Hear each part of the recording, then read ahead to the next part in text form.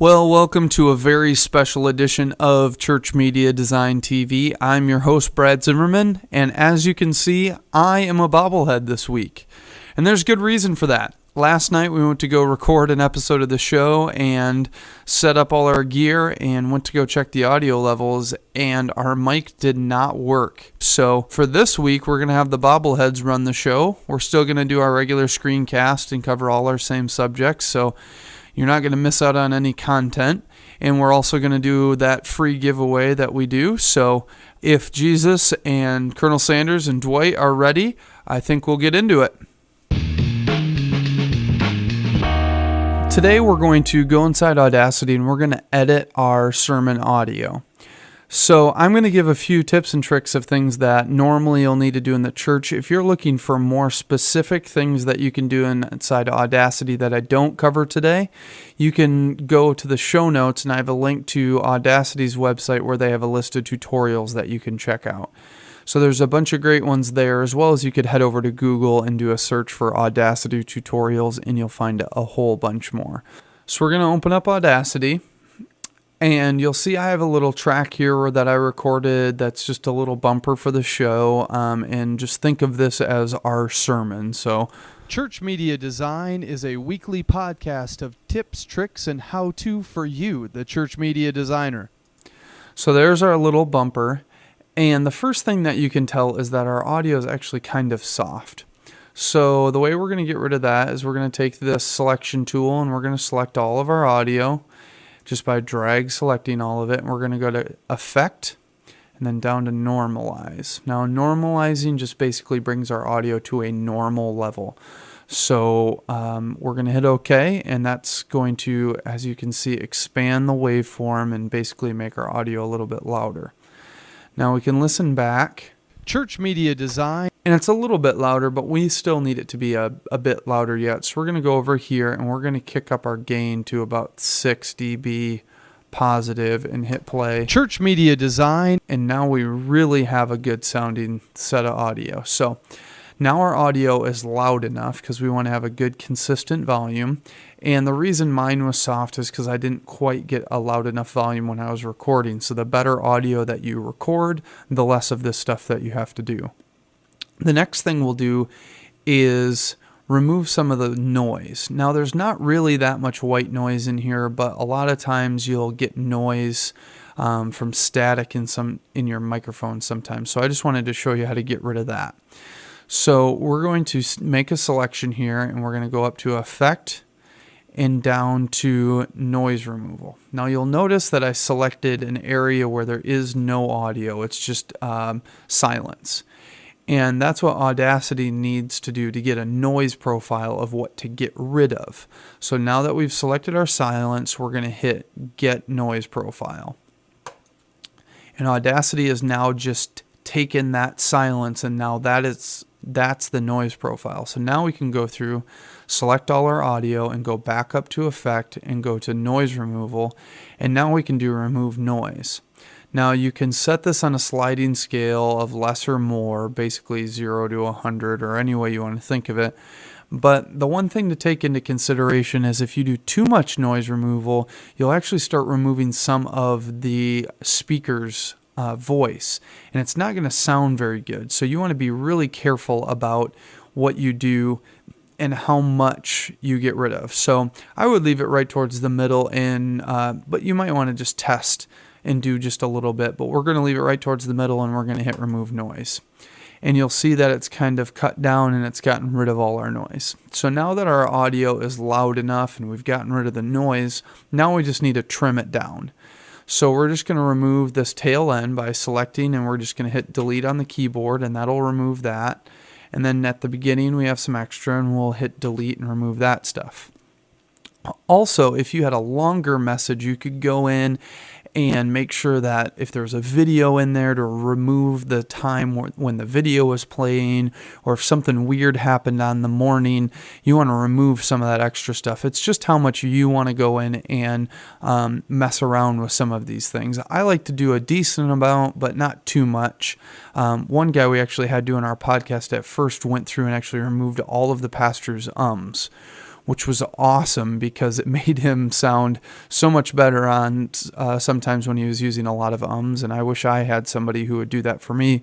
But in the end, that might not be totally necessary to go through and do quite that much, but you can decide how much editing of the audio you want to do.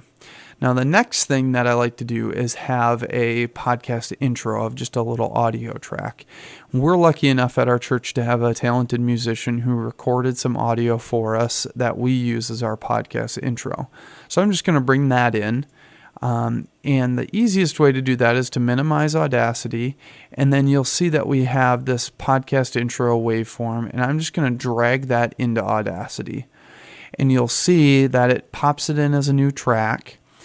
And we want that to be first in our sermon, or in our case, this bumper to be second. So we're going to go up and we're going to grab this move tool, and we're just going to take our first track here and we're going to click and move it to the end of where we want it to begin.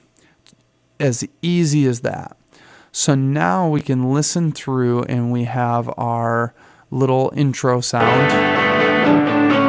It'll fade out. Church Media Design and then our podcast will start. So now we basically have our podcast intro, and then we have our message, and that's all we really need to do. So now we can export this, and the easiest way to export it is to go up to File and do Export as Wave. Now it's saying your tracks are going to be mixed down into 2 stereo channels in the exported file. Basically all that means is if you have 10 channels of audio, it's going to be compressed down into 2 channels of audio, which we already know we're going to do, so we're going to hit OK. And we're just going to save this on the desktop as Sermon Wave, and there we go. It's all done. Now the reason we save that as a wave is because I like to have a nice full quality version of our podcast that I could record to a CD, and then I have another version that we can compress inside iTunes that we'll actually use for the podcast. So now we're going to jump over into iTunes and learn how to compress this audio down. Well, next we're going to jump inside iTunes to convert that file into an MP3. If you don't have iTunes, it's a free download, and you can get it at apple.com/iTunes, and there will be a link in the show notes for that as well. So after you have that installed, you can open up iTunes, and we're going to take our sermon.wave file and drag that into the library. Now, before we can convert it, we need to change some of our settings. We're going to go to Edit and then Preferences.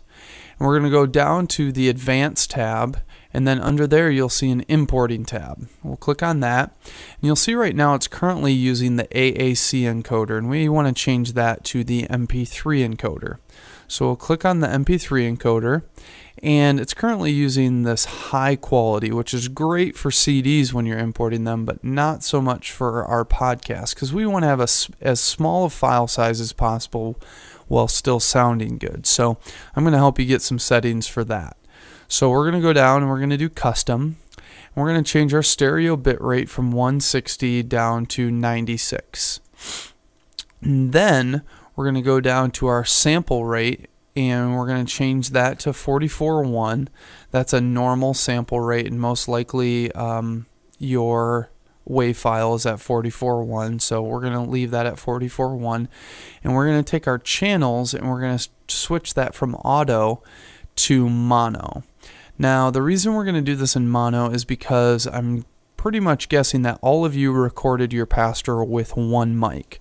So you already recorded your audio in mono, so why not make a mono file? Also, a mono file is half the size of a stereo file because you're only dealing with one channel of audio.